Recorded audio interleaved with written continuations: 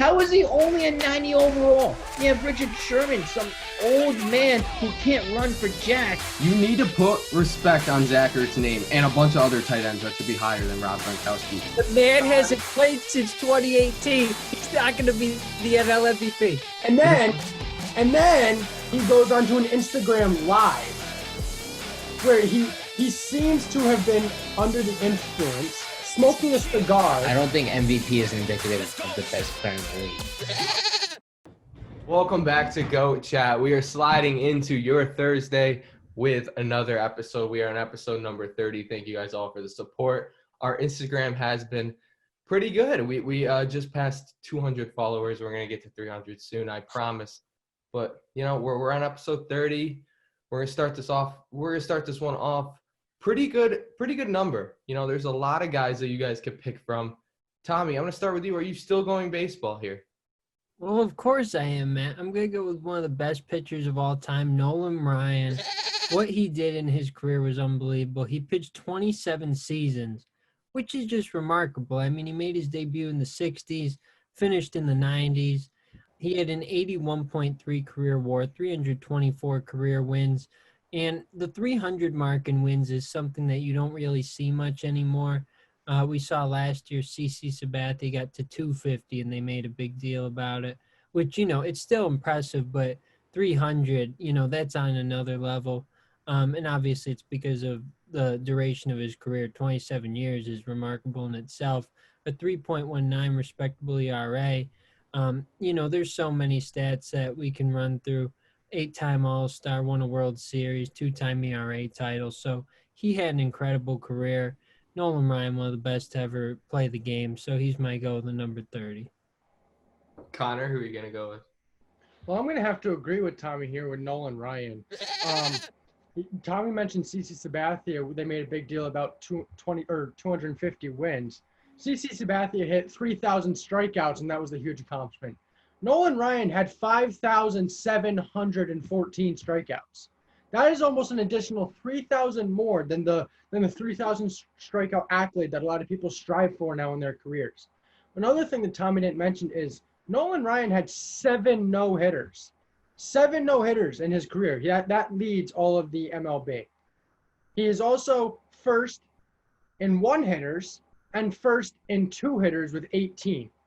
He also won a World Series back in 1969. And, I mean, he mentioned the 2 ERA tables and the 8 All-Stars. I mean, Nolan Ryan was the guy that you did not want to face when you were playing him. He was the guy that was going to go out on the mound, and he was going to give you that stink eye, and he was going to strike you out just about every time. It's Nolan Ryan here. It was a very easy choice for me. Mike, are you going to agree with them? I'm not, unfortunately.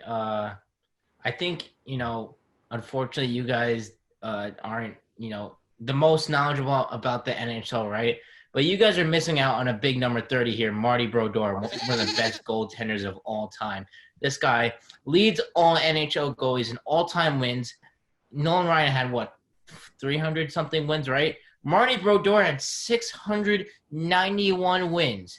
He has 125 shutouts in his whole career. He's a 4-time Vezina winner. He won the Stanley Cup 3 times compared to Nolan Ryan's only 1 time with the New York Mets. Not only that, 4-time Vezina winner, like I said before, 5-time William Jennings winner, and he was a 7-time All-Star.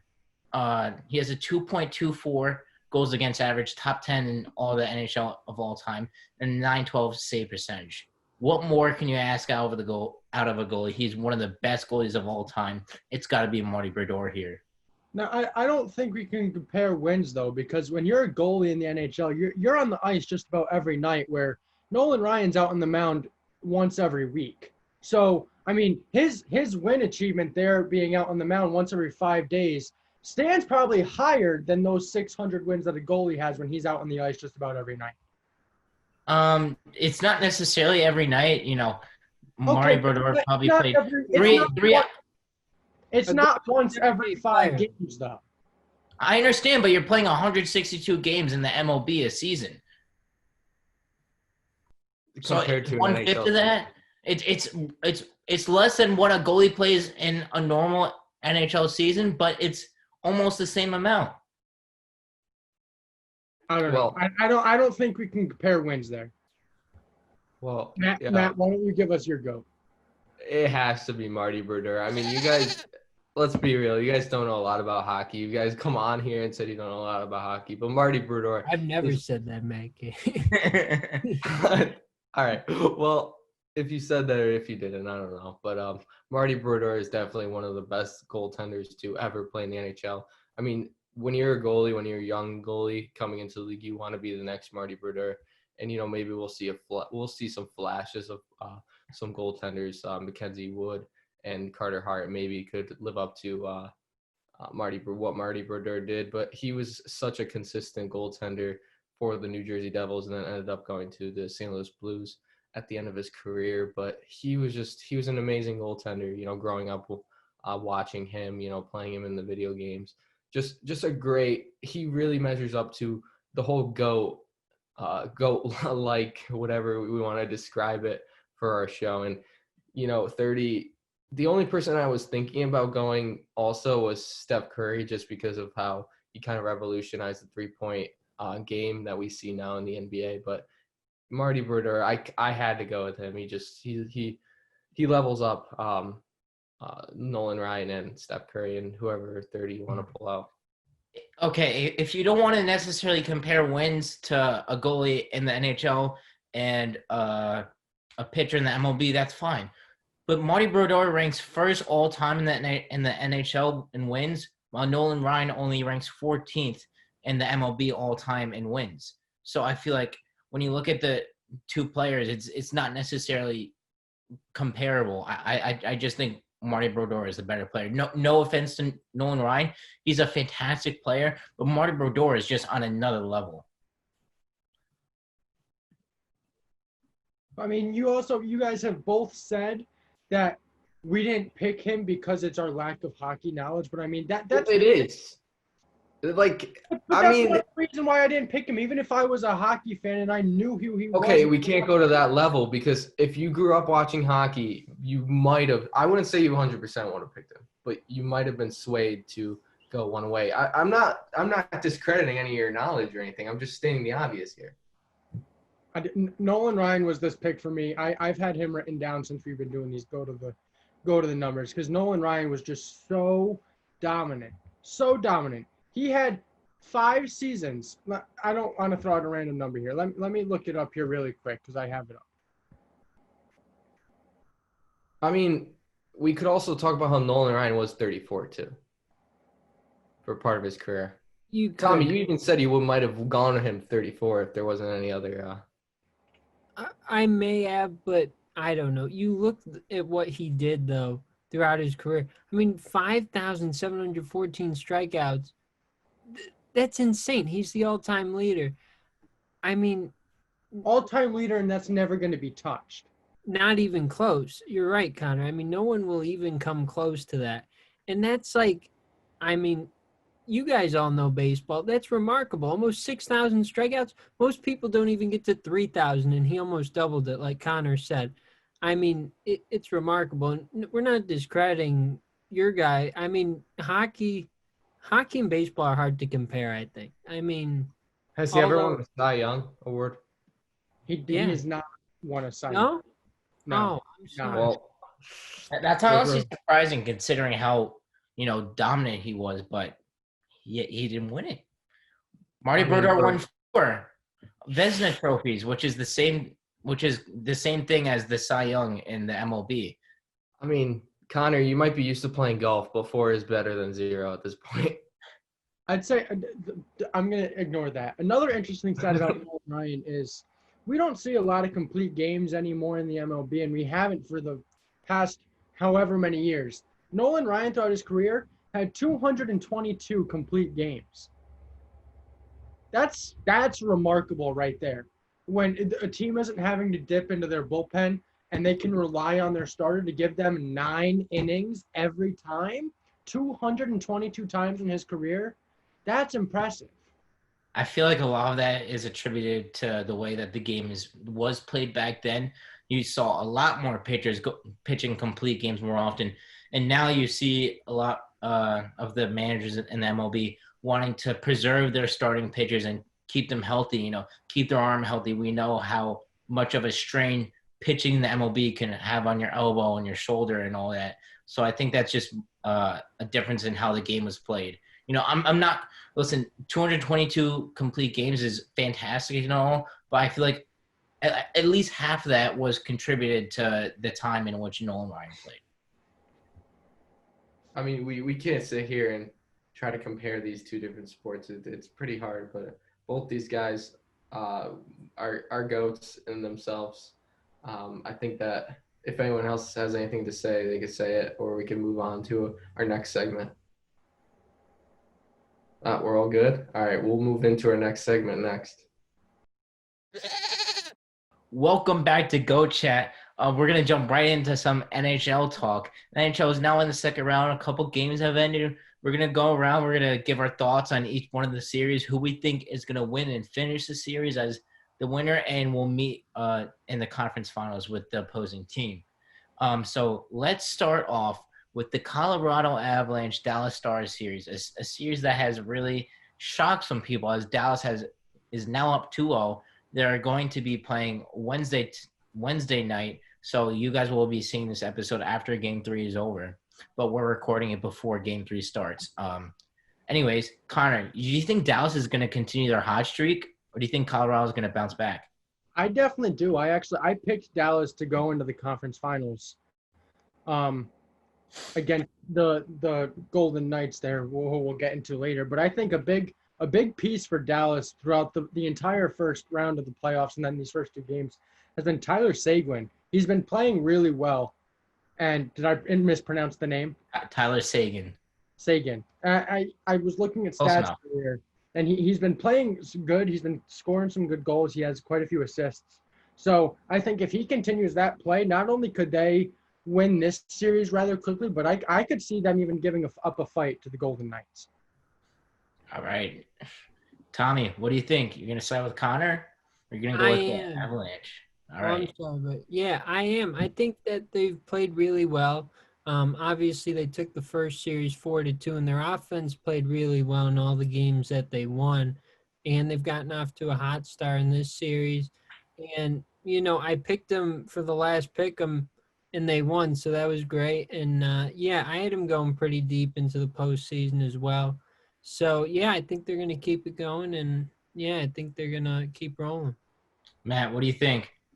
Still got to roll with Colorado. I've been high on Colorado since the beginning of Go Chat, really the birth of Go Chat, rather. But when we started talking about hockey, I was high on Colorado. I got to keep staying high on Colorado. It's got to be hard losing your starting goaltender, Grubauer. But Francois, I really hope I pronounced it right. But I think Francois is still a capable goalie to take them far. They just need to wake up. Like I said, LeBron needed to wake up with the Lakers. He did. Kawhi needed to wake up with the Clippers. He did. I think it was Paul George who more. Paul George, whatever. The whole Clippers team needed to wake up. They did. Now I'm telling the Avalanche to wake up. They need to come back from this. They have a very talented first line in Landeskog, Rantanen, and Nate McKinnon. And they have the defender that I said last week, Cal McCarr. You gotta love Cal McCarr. So they definitely have the talent around them to come back in this series, and I really think they will. But the Stars are hot, but still. I'm going to actually have to side with Connor and Tommy here. As much as I love the Avalanche and the personnel that they have, McKinnon, Landeskog, Rantanen, probably top 3 line in the NHL, right? But I feel like the loss of Grubauer is so critical to this team. I don't know how to pronounce his name. Francois, we'll just go with that. He did not play well last game. The Stars scored 5 goals on only 27 shots. Not only that, they've won 5 games straight. They're hot. The problem coming into the playoffs and why I didn't even have them winning the first round is because their offense was not living up to par. Their offense was cold. But now they're heating up. They're heating up at the exact right time. And I think Colorado still can come back in the series because of how talented they are. But I just don't see that happening. Dallas is too hot. And they're just going to stop the Avalanche. Even though Avalanche outshot them 40-27 in their last game, the Avalanche just can't put pucks in the net against Bishop. Bishop has been playing fantastic. As of right now, I can't see the Stars not advancing to the Western Conference Finals? One thing that's I'll just wrap it up with this. One thing that I have hope for is that Francois in the round robin. It was the round robin. Teams weren't didn't have that much of chemistry, a lot of chemistry, but he did record a shutout 4-0 against the Stars. So I still got the hope, but there's definitely a chance there. But I feel like what I've seen from the Stars the past 5 games, how their offense has just exploded. It's tough for me to see the Avalanche overcoming it in a 0-2 deficit. It's definitely possible, but I feel like I have to roll the Stars here. And if the Avalanche win, my bracket has them making it to the finals, so I'm not going to complain. Anyways, let's move into the other Western Conference semifinals matchup with the Vegas Golden Knights and the Vancouver Canucks. The series is tied 1-1 right now. The Canucks won 5-2 Tuesday night, and Vegas won game 1, obviously. So what's going on? What do you think is going to happen for the rest of the series? Matt, we'll swing it to you first. We'll go back around. I think that this series is very intriguing. Game 1 was dominated by the Golden Knights. Game 2 dominated by the Canucks. So they both showed the fans what they can what they could show for in this round. But I'm gonna have to go with the Golden Knights. I just think that they're the better team. They got more talent with them, and they have 2 goalies, Robin Lehner and Marc-Andre Fleury. Fleury is a great goalie, and we know that he could win with being with the Penguins. And maybe he needed to depend on Matt Murray on the Penguins roster, but Robin Lehner's been playing great. I mean, he's been playing these last couple games, I'm pretty sure. And he's just, they won last game, but he played great last series against the Blackhawks, and he played great game 1. So I got to go with the Golden Knights. Tommy, what do you think? Yeah, I'm going to go with the Golden Knights too. I think that they're just a more complete team, and you saw them score 5 goals in the first game and then only a couple in the second game and they lost. But I just think that they're going to have the edge in this one because they have a deeper team. And a player to watch is, how do you say his name, Max Pacioretty or whatever? Max Pacioretty. Yeah, he scored goals in each of the first 2 games of the series. So I think he's definitely somebody to watch. But yeah, I think that Vegas is going to pull out this series and move on. Connor, what do you think? I'm going to kind of agree with the entire group here and specifically agree with Tommy because I have Max Pacioretty, however you say the last name, down on my paper. And I just wrote needs to keep scoring because, he's scored a goal in each of the first 2 games. And if the Golden Knights really want to take advantage of the series and not have these back and forth kind of blowouts until a Game 7 decision, Max definitely has to just keep scoring, putting the puck in the back of the net and kind of take over for the Knights, which I think he's capable of doing. So if he can keep scoring, I see this more swaying more towards the Golden Knights side, kind of like how we're seeing the first round right now with the Lakers over the Blazers. They were surprised there, and now they're kind of going to take control. I think that's what's going to happen here with the Golden Knights. Good analysis there, and I do have to agree with you guys. I think the Golden Knights are going to pull it out. I thought Game 2 was kind of fluky. It's pretty much the exact same goal and shot total. Golden Knights had 40 shots, but only 2 goals, and the Canucks had 27 shots and 5 goals. It's the same thing as Game 2 of the Colorado-Dallas series.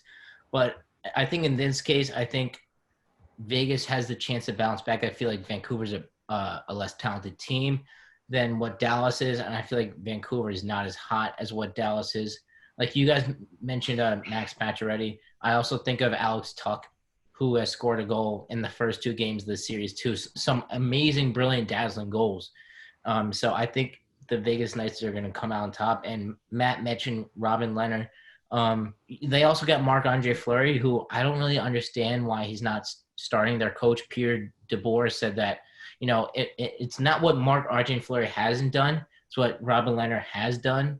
So, that's kind of an interesting dynamic there because Fleury's agent went onto Twitter and posted a Photoshop picture of, Fleury, in the butterfly stance in net, and he's like trying to cover the puck while there's like a knight sword going through like the back of his chest, like to insinuate that the Knights, betrayed him for this guy that they just traded for to be a backup goalie.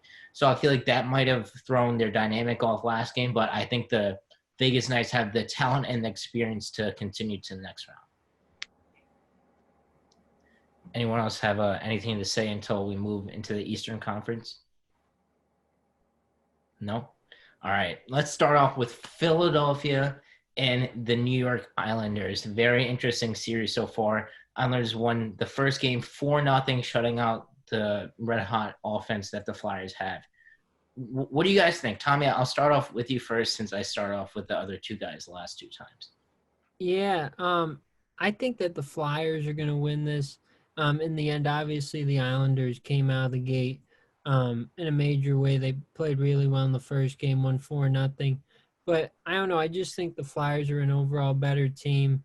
I believe I had them moving on in my bracket, so I definitely want to see them win. But no, the Islanders definitely impressed everybody the other night. I just think that the Flyers are going to ultimately win this series.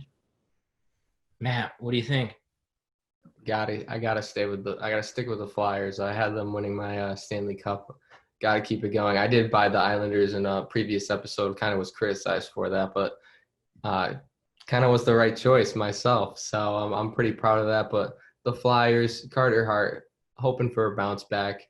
Some of their big name guys like Giroux, Voracek, they need to start scoring. Seriously, they need to get far in the playoffs. These guys haven't scored. I think TK needs to score more, Travis Konecny, but Kevin Hayes needs to score more. Like those guys need to score more if they want to get to the finals. But I truly believe that they'll bounce back. All right, Connor, what do you think? Yeah, I'm going to have to agree. I'm going to go with the Philadelphia Flyers here. Matt had mentioned Travis Konecny. I wrote down that he's been quiet in the playoffs. He really hasn't done anything. They didn't really need him to get through the first series. They won that series in 6.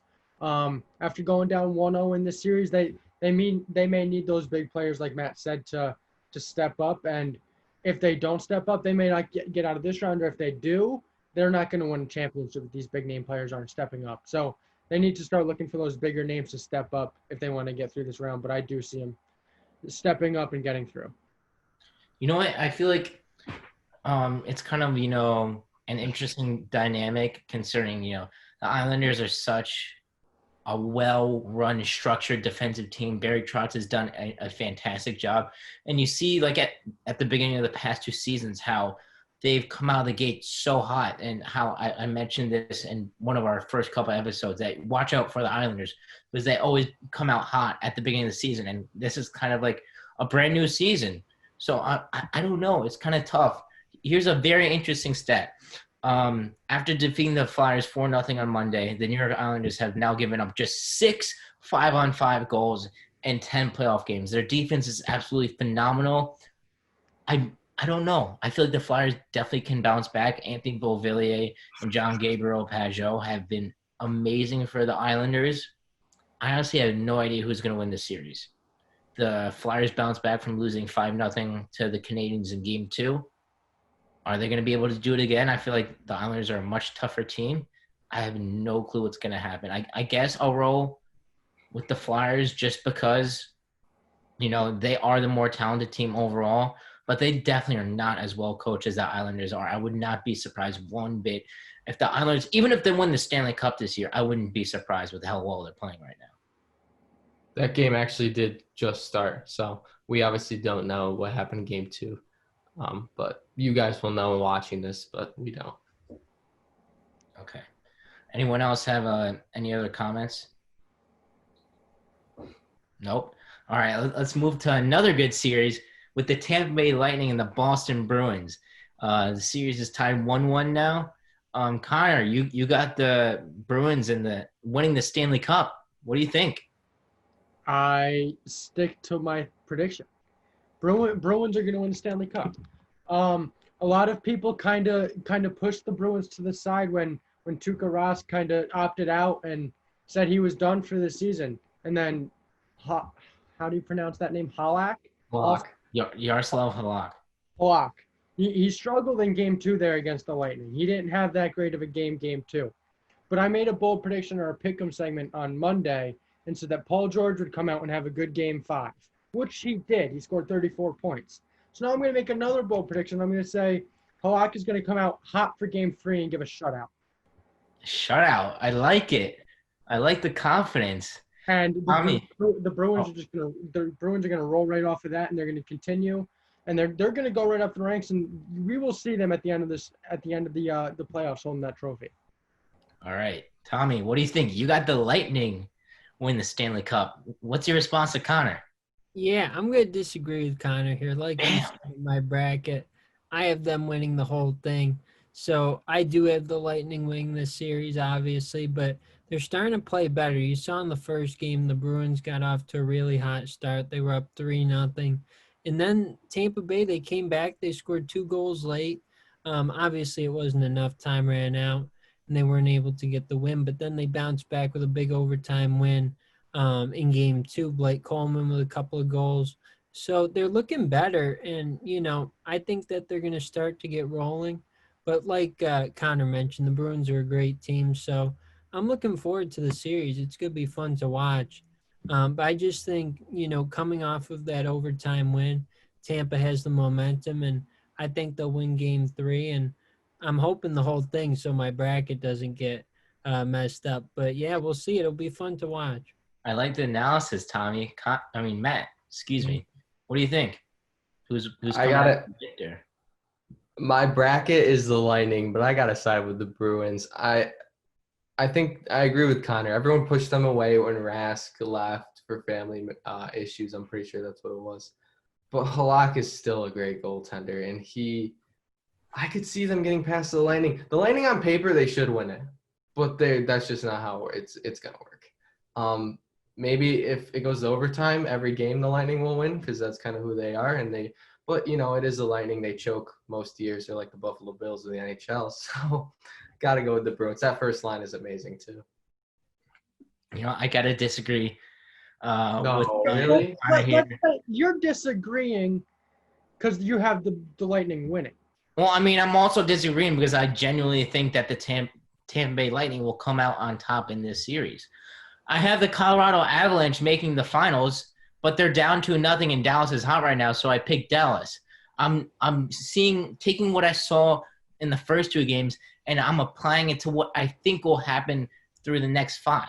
I think Tampa Bay will come out in the series winning in 6 or 7, and I think you just look at the end of that game last night. You saw the level of play that the Lightning have. Their puck movement was fantastic. Their systematic scheme in the defensive zone was on point. No one was out of position, which is the biggest thing as a hockey team in the defensive zone. So I feel like you look at the Lightning, you look at the talent they have on offense, you look at who's in net, Andre Vasilevsky. While Halak is great and he's 100% a starting caliber goalie in this league, I don't think he's on the level of Vasilevsky. And the Lightning have one of the best defensemen in the NHL in Victor Hedman and another shutdown defenseman in Ryan McDonough. I don't see how the Bruins come out on top in this series. I understand that they beat the Hurricanes 5-1 in the series before, but the Lightning have been playing just as good, if not better. And I think the Lightning are going to come out on top. Maybe if every game goes to overtime, that's the type of team the Lightning are, right? They won 1 game against the Blue Jackets in overtime, I think. Every other game, I think they won in regulation. I think they're 3-0 in overtime. I don't know. I heard something. They play the best when it matters most. That's what I'm hearing when you're talking about overtime. All right. So does anyone have any other comments on this, on the NHL as a whole? I think time will tell what happens. Let's go Lightning, baby. All right, let's move into our next segment. Welcome back to Go Chat here. We just had a really good discussion about the NHL bubble. Now we'll move over to the other bubble that's really big, the NBA bubble, where the Miami Heat did sweep the Indiana Pacers the other night. They did sweep, which I don't think is the biggest news to come out of that series, though, as we heard today on Wednesday that the Pacers fired Nate McMillan, which really came as a surprise to a lot of people because he was just extended last year. So what do you guys take of this news? Do you think this was premature just after a round one exit? I don't think it was necessarily premature because they also got swept last year by the Celtics. So I feel like Nate McMillan, he's had some great regular season success, but what he's done in the playoffs has been just not. It's just been not good. He needs to step it up in the playoffs. I feel like when you get to playoffs, it's a different level of coaching. You saw that with the Heat and Eric Spoelstra, and you also saw that with Brad Stevens and the Sixers. Brett Brown got fired. I know Matt's excited about that, but I think it's kind of warranted. He was a great coach during the regular season. The Pacers aren't an extremely talented team, but I feel like the Pacers can go out and probably get a better coach. Who's better though? I don't know. That's up to the Pacers. You could look at some assistant coaches around the league that have had playoff success with other teams. You could go look at the Lakers or the Clippers or even the Bucks for one of their assistant coaches. I saw a report that they're looking at D'Antoni. I don't know how, unless Houston fires them after losing to OKC in the first round. I don't see how he's going to Indiana. That's not a problem. Anyways, when I saw the news come across my phone today, I was very surprised because, I mean, his coaching the first couple games in the series wasn't great, and I mean, the Pacers allowed 53 foul shots in Game 3, which is just far too many. But Game 4, they didn't allow as many foul shots, and they really adjusted to everything that they had to Game 4. And I mean, Game 4 was a much better game than the first two games. Then Game 3 was also fairly tight as well. So I wouldn't put as much of the blame on McMillan as just the Pacers executing, really. I mean, and you could also factor in the fact that Victor Oladipo didn't play much Game 1. I don't know. I personally, if I was in the Pacers situation, would not have fired McMillan after paying him last season. Matt, what do you think on this? I wouldn't have fired him either, I don't think. Sabonis is still out, right? I know he was out for the regular season games. I mean, let's just talk about that. They kept their number 5 seed when so many people projected them to go number 6. Yes, the Sixers literally blew chunks, but people projected them to go down to the number 6, possibly 7. So the fact that they kept that in and, let's talk about, I mean, yeah, well, actually, that's a GM thing. What am I talking about? I was going to mention the TJ Warren trade, but getting it for cash, but that's kind of a GM thing anyway. But I don't know. I could see why they fired him, getting swept twice in a row. But I don't think he's an awful coach. I think that possible replacements, I'm just going to finish this. Possible replacements I'd look for is someone like Jason Kidd. Sam Cassell, I think, is the Clippers assistant coach, I think. He might be. Ty Lue. Ty Lue, that was my next one. Assistant. Oh, Ty Lue. Yeah, that's the Clippers assistant. Sam Cassell, I don't know where he is. But I'm not necessarily sure about Jason Kidd because he's been a head coach 2 different times and he hasn't really succeeded in both of those stints. But I feel like Nate, while he's a good coach, and I feel like another team could definitely look at him as a candidate for their team, I just don't think that – I feel like it was time for them to part ways.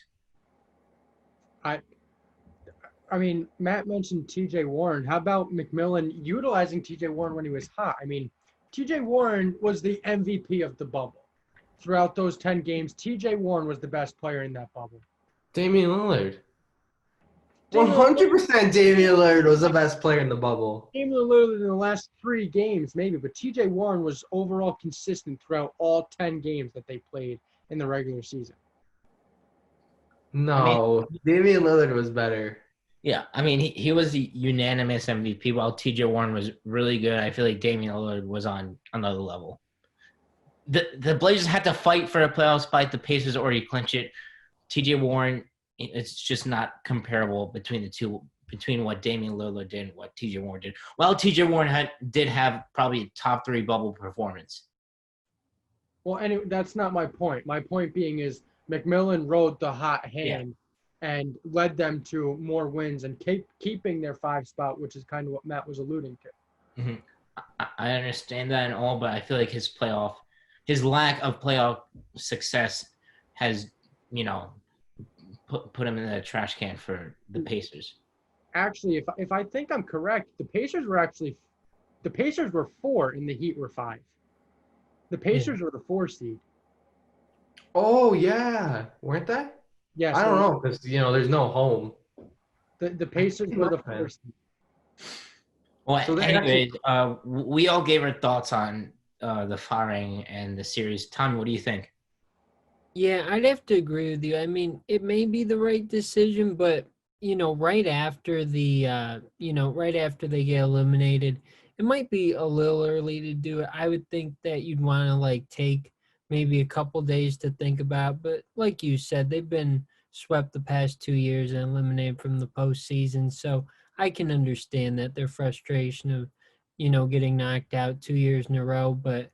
I don't know. I'd like to see Jeff Van Gundy come out of retirement and get another chance out there. But you mentioned good people as well, Jason Kidd.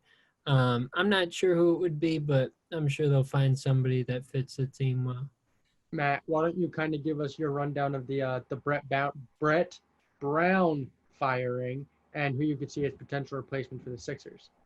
I mean, it was so overdue. I don't know. Maybe they should have done it earlier. Just hearing like what Jimmy Butler had to say about Brett Brown, Mike sent me the interview. I actually watched it over again to refresh my memory. But they'd go into like to watch plays, and they would just sit there and watch. And he wouldn't coach. He wouldn't tell them what they did wrong. They would just sit there, like just sit and watch. So that's a red flag. And then you hear what Josh Richardson has to say about not lacking accountability. You're a coach. You're not their friend. Like you're not their best buddy. Say, oh, good game, you played great, like someone like a teammate would do. You have to tell them what they did wrong and what they did right. So I just think that he was a great coach, getting the Sixers out of the little slump that they had. The whole process, I guess. But he was good. But it was just time to get rid of him. Some replacements.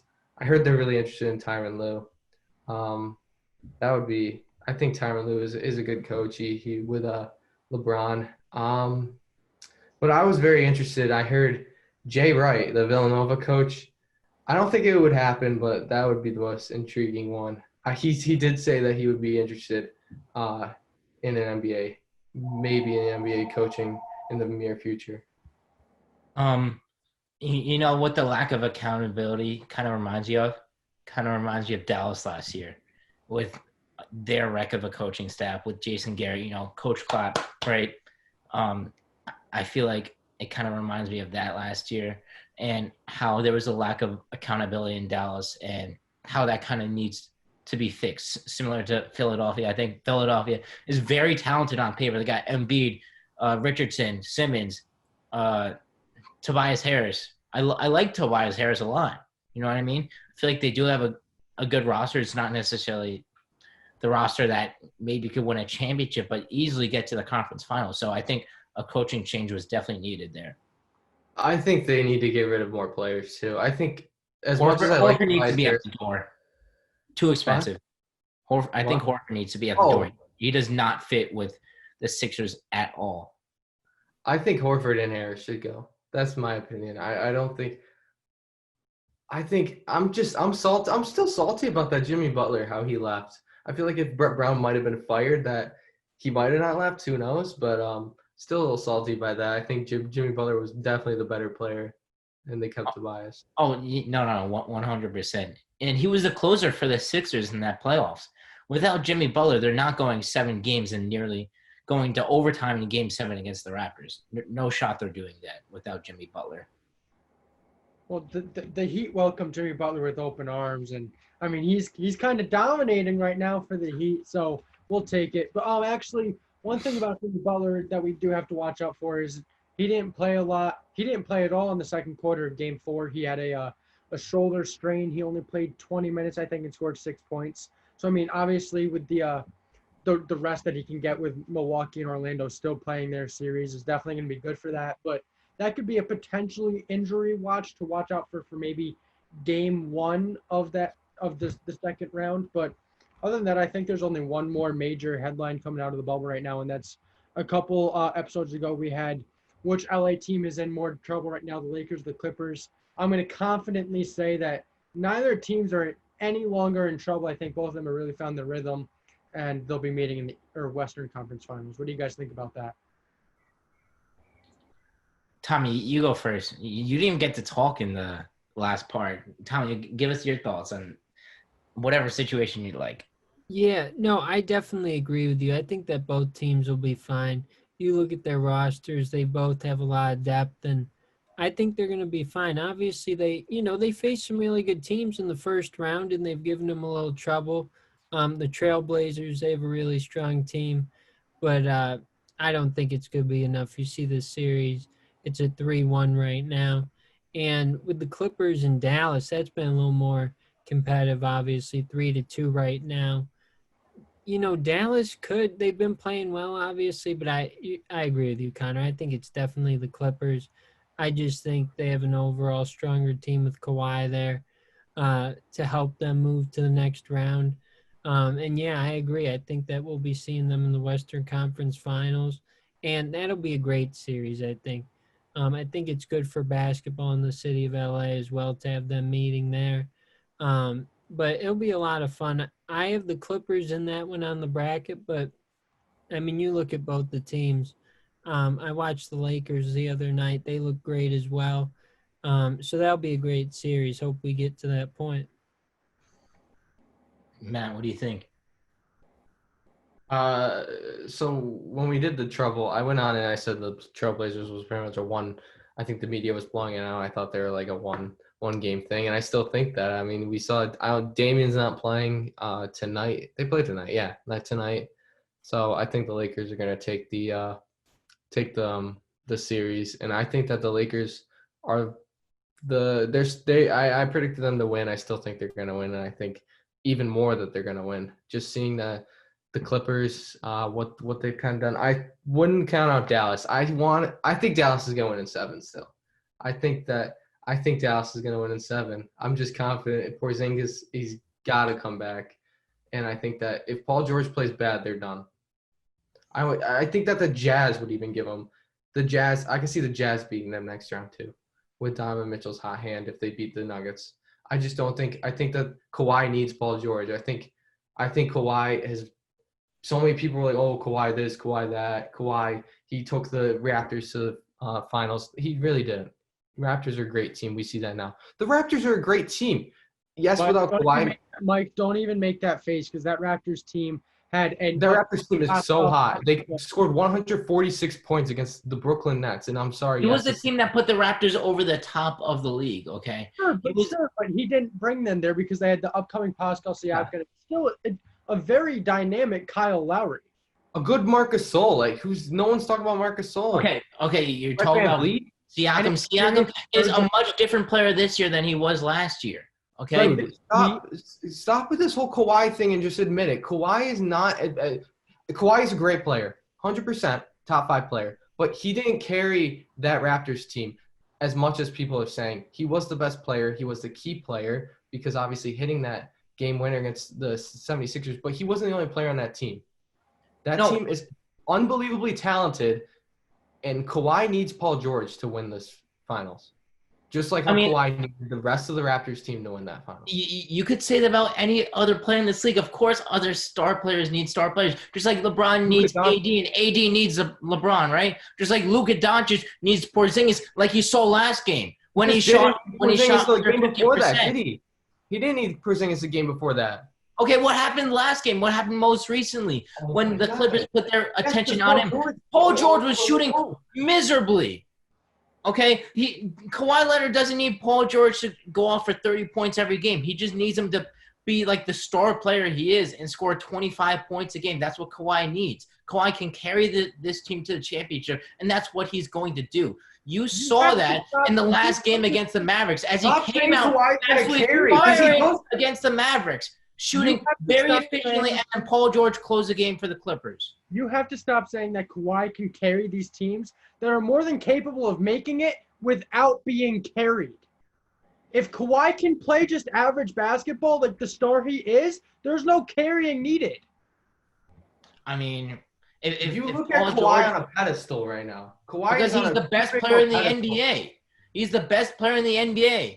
His combination of offensive skills and defensive skills put him on that pedestal. If he's the best player in the NBA, why is he not the MVP? That doesn't – it's not – MVP does not equal best player in the league. If MVP equals best player in the league, LeBron would have 10 MVPs by now. Michael Jordan would have 10 MVPs. It's not indicative of the best player in the league, okay? So I don't know where this MVP equals best player comes from. I think Kawhi is the best player in the league, and you will see that through the rest of this playoffs. I'll just leave it at that. And I just want to say good thing for Paul George. He came out and he spoke about his mental struggles in the NBA bubble. You know, it's kind of hard for us to, you know, understand what the players are going through in the bubble. He came out, he played fantastic in Game 5. Hopefully he's over those mental struggles and he could help the Clippers win a championship. I'll just leave it there. Anyone else have any other comments? Raptors are going to beat the Celtics. Oh, yeah. Let's talk about that. So what do you guys think about this Raptors-Celtics series coming up? They both swept their first-round opponents. What do you think? The Raptors are going to beat the Celtics because they don't have Kawhi and they still don't have to be carried. We're in that thing with the Intentionally Foul podcast. If you guys have not checked out Intentionally Foul, they're two hilarious guys. Definitely go check them out. We're in that bracket thing with them where we're picking picks. Raptors in 6, 100%. Raps in 6. I think the Raptors dominated the Nets. I think the Nets are better than the Sixers. And you saw that the Celtics beat the Sixers by 4 last game. They really just dominated them one game. I think that the Sixers played absolutely awful. I think if the Nets and the Sixers were playing in a series, the Nets would probably win. Okay, Tommy, what do you think? The Nets or the Raptors, I just want to say they actually absolutely came out and played very well against the Nets. They did play well against the Nets. Tommy, what do you think? Yeah, I'm going to have the Raptors in this one in 6 games as well. That's what I have on my bracket, so I hope it works out for me. But, you know, they have a really good team, obviously. Still, without Kawhi, they're playing well, and they have the coach of the year, right, Nick Nurse? And I picked that one, so anybody that I pick, I want to see do well. So, yeah, that's what I have, Raptors in 6. Listen, we know Mike's gonna go with the Celtics. I know I'm gonna go with the Celtics because they're the better team and they're gonna win in 6 games. You saw how they beat Philadelphia. Listen, the Sixers are so much better than the Nets. Nets had 5 players opt out. They had 2 of their best players in DeAndre Jordan and Spencer Dinwiddie opt out. They were just not a good team in the bubble. They were one of the worst teams of the bubble. The Sixers still had Embiid, who gave the Celtics headaches. The Celtics are a perfect matchup for the Raptors. They beat them in the play-in games for the bubble.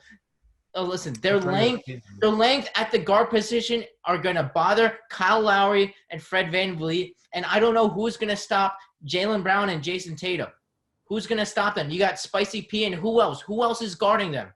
And then you got Kemba Walker. I understand Kyle Lowry's a good defender, but he just will not be able to keep up with Kemba Walker. The Celtics will win in 6 games. And then you got Marcus Smart, who should have received some Defensive Player of the Year recognition. If you watch any Boston Celtics game, he's diving over the floor. He's just a pest on the defensive end. If he's not NBA All-Defensive First Team, I don't know what is going on in the NBA. I feel that Celtics are a great matchup with the Raptors, and they will win in 6 games. Kyle Lowry is not the same as playoff Kyle Lowry. Now, take this from someone who's a Miami Heat fan who they played the Raptors 2 years ago before Kawhi was on the team. The Heat went and blew out the Raptors game 1 in Toronto. Kyle Lowry stayed at the arena until 2 a.m, putting up shots. The Raptors won that series in 6. Kyle Lowry will do anything he can in the playoffs to get a win. So we can't put regular season Kyle Lowry is not the same as playoff Kyle Lowry. And then you put him with the upcoming star of Pascal Siakam. That is a great combination. They don't need Kawhi Leonard there to be a successful team. They are a successful team, but I don't think that they're a championship caliber team. I'm not saying they're a championship caliber team. They're I not. don't even think that they're better than the Celtics right now. Of course you don't, because you're a Celtics fan. No, because I've been watching the games, and it's obvious to see that the You wanna Celtics talk are the about a better game? team and they're more talented. You want to talk about playoff Kyle Lowry? What did he do before last year? And Kawhi got to Toronto and showed him how to win the playoffs. What did he do with DeMar DeRozan? It was LeBronto before Kawhi got there. Man. What did he do without Kawhi? He did nothing. He scored 0 points in a playoff game before Kawhi got there. 0 points again. Kyle Lowry and Ben Simmons, the two worst players in the NBA, because they put 0 points up in a playoff game. Come on, Mike. Kyle Lowry is not Jimmy successful Butler in the Jimmy playoffs Butler put without up Kawhi Leonard. Jimmy And he Butler put won't up be, 6 points in even though game he has one, been and he's successful bad. this year, it's not going to happen against the Celtics. I will put money on the line. The Celtics will win in 6 games. I'm 1,000% confident in what Jason Tatum and Jaylen Brown and Kemba Walker can do in the playoffs. All right. Well, I guess all we can do is wait and see what happens. Let's just hope that they don't struggle in Game 3 as they did against the Sixers. I watched with my uncle, who's a Boston fan, and he was so mad how much they struggled. Both teams played awful, sloppy. So let's just hope that they don't do that next series. We'll see. Do we have any other comments on the NBA? I know this has been a kind of a longer episode, so we'll wrap it up with our pick'ems. You guys called me biased for the number 12, but I think we're seeing a lot of bias past couple episodes. All right. Okay, we're going to see who's going to win. We're going to see who We're will going win. to see who's going to win. Okay, that's fine. Fine with me. We will be right back with our pick'em segment. Welcome back to Goat Chat. We're going to cool down a little here and move into our Goat picks. The leaderboard is up. We do have one game left tonight, the Cleveland Indians and Minnesota Twins Game 3. As you know, Tommy and I have the Indians, and Mike and Connor have the Twins, so a pretty big game. But there's a 3-way tie at the end, which is kind of surprising, and Connor is still in first with the lead after the Clippers won and the Dallas Stars won, which Tommy got, so he's 2-0. But we're going to move right into it quickly. Tommy, let us know who the MLB game is. Yeah, so we have the Phillies against the Braves in this one. The series is going to be in Philadelphia. The Phillies have 3 of their best pitchers going. They got Zach Wheeler, Zach Eflin, and Jake Arrieta for the 3-game series. And Sunday night will be on ESPN, the Sunday night game of the week. And another thing about this series is that on Friday will be Jackie Robinson Day. Most of the time you see that in April, but because they didn't play in April this year, it's going to be on Friday. So who do you have? I'll start with you, Matt. This is a tough one. I think I'm gonna throw a shot in the dark here and go with the Phillies. No idea why. Just throw a shot in the dark and go with the Phillies. It's a good pick. Who do you have, Mike? I'm going to agree with Matt. I'm going to go with the Phillies. They got Wheeler, Eflin, and Arrieta on the mound. Probably their 3 best pitchers right now, if I'm not mistaken. And they're playing at Citizens Bank Park, in which they have had more success. And the Braves have struggled on the road a little bit this year. I know there's no fans, but the ballpark does make a difference. So I'm going with the Phillies. Good pick. Who do you have, Connor? I'm going to go with the Phillies as well here. They just have a really good 3 pitchers going. And I mean, the Atlanta has Acuna coming back, and Freddie Freeman seems to be getting a little hot, but I don't think that's enough for those pitchers there. So, Phillies. Yeah, I'm going to disagree here. I'm going to go with the Braves. I have a good feeling. I mean, you mentioned that Acuna is coming back. He's coming back as we're recording the episode today against the Yankees. And I don't know. I like the Braves, and I do like the Phillies a lot. I think I've said on this show before that I think they're a really strong team. And in a few years, you're going to see how good they really can be. They have a really good core there, and they're going to build around it. But I just think at this point in time, Atlanta is the better team, and they're going to win this weekend. All right. Well, I guess I'll swing us over to our NBA game. Good thing we're not talking about the Raptors or the Clippers here. It's going to be Game 6, Western Conference, the 3 versus the 6, the Nuggets versus the Jazz. Obviously, Tuesday night, Jamal Murray took over in crunch time to keep the Nuggets alive at least one more game. We're now talking about Game 6. Who do we have in Game 6? Tommy, I'll start with you. Wait, who is it again? The Nuggets. The Nuggets and Jazz. the Jazz. The Nuggets and the Jazz. I'm gonna go with the Jazz. That's who I have in my bracket, and yeah, I just think they're gonna win this one. Matt. Gonna go with the Jazz too. I have the Nuggets in my bracket, but Jazz are great. Mike. I gotta go with the Nuggets here. Even though Charles Barkley did guarantee them a win in Game 6, which is kind of a curse at this point, but I feel like the Nuggets, they just need to play defense against the Jazz. They always score it well against any team they want. As long as they play some sort of defense, I think they'll be fine. Jamal Murray will continue his hot streak, and the Nuggets will win Game 6. Well, Donovan Mitchell's actually going to continue his hot streak, and he's going to have one of the best games that he's had, and he's going to lock up Game 6 here and the series for the Utah Jazz. So I'm going to go Utah Jazz here. All right, perfect. We're going to finish this up quickly with the NHL. We got the Vegas Golden Knights and the Vancouver Canucks. We obviously talked about them earlier. Series tied 1-1. Canucks got last night, so 2 nights ago. Games today, 9:45. Connor, who do you got? Golden Knights. Mike? I'm going with the Golden Knights as well. I think Alex Tuck and Patrick will continue a hot streak. Leonard will have a bounce back game. Tommy? I'm gonna go with Vegas as well. I talked about it a little bit earlier in the show. I just think they're the stronger team, and they're gonna keep it going tonight. Well, great way to wrap up the episode is actually agreeing on something. I'm going to go with the Vegas Golden Knights too. Episode 30, it was a pretty long one.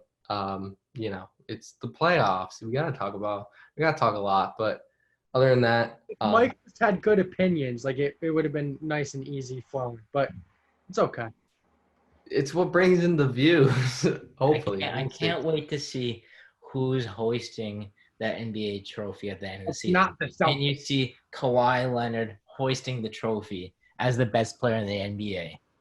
And he'll prove it the rest of the playoffs. That was a good episode number 30. Let's just tune out Mike down here. As always, follow on the socials, like, subscribe on the YouTube.